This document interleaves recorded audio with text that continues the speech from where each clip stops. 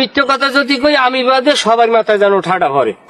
ঘটনা যেটা হয়েছে ঘটনার মতো ঘটনা কই যাবো, বিশ্বাস অবিশ্বাস আমরা ইমানের উপরে ছাড়িয়ে দিলাম। আমি ও জায়গায় গেছি, ওই এলাকাটা আছে হ্যাঁ যে ইজেরা কি তো নাকি এটা আমি আদাও জানি না, আমার সাক্ষী আমার বউ। হ্যাঁ এরপর আমি ওইনে গেছি বেঙ্গালে যাইয়া আমি দোকানটা খুলছি, খুললে আমি আগরবাতি মোমবাতি জ্বালাইছি, জ্বালাই মোনাজাত দিছি। ওনারা দোনো বাপুতে আমার মোনাজাতে অংশগ্রহণ করছে। আরে বেটা তোর যদি জায়গাও হয় তা তুই আমার মোনাজাতে অংশগ্রহণ করলি কে জিজ্ঞান? তোরা যখন আমার মোনাজাতে অংশগ্রহণ করলি তাইলে ওরা আমার গায়ে হাত দিলে কে? ওনার ওই পোলায় জিম করে জানেন না, আর হাত স্টিলের ডান শক্ত।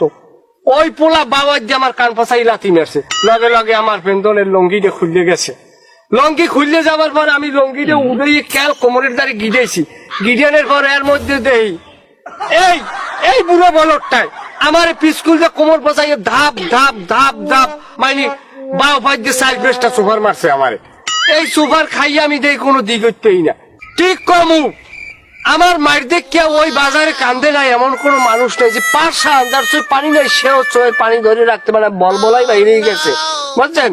কথা মিথ্যে কথা কই না, অনেক প্রায় সাক্ষী আছে 3 কোটি মানুষ।